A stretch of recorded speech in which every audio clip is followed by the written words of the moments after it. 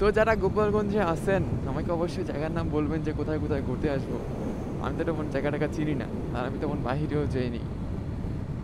So যারা চিনেন, যারা এখানে স্থানীয়, তারা অবশ্যই আমাকে বলবেন যে কোথায় কোথায় ঘুরতে যাইতে পারি। আর ঘোরার কোথায় কোথায় জায়গা আছে সেই জায়গাটাও নাম বলে দিবেন, আমি সেখানে চলে যাব। আর এই সময় আসছি কারণ এই সময় কোনো লোকজন থাকবে না, এর জন্য আমি এই সময়টা আসছি, একদম ভেবে চিন্তাই আসছি।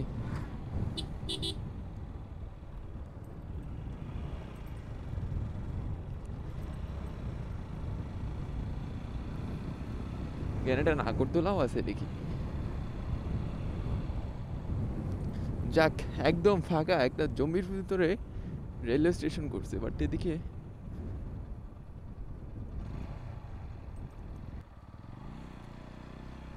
তো এটাই আমাদের রেলওয়ে স্টেশন। আমি আর ভিতরে ঢুকে কি করব এখন? ভিতরে ঢুকে কোনো লাভ নেই আমার, কারণ ভিতরে কি আছে? স্টেশনের ভিতরে ওদের আমার কিছুই থাকে না।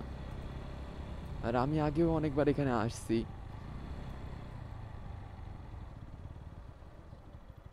এখানে তো সিট যাবে না গরম হয়ে।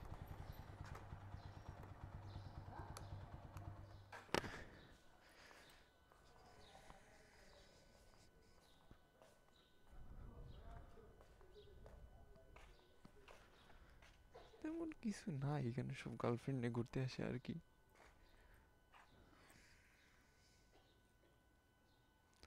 Nothing to say. তো আমরা যাই এখান থেকে, এখানে আর তেমন কিছু নাই।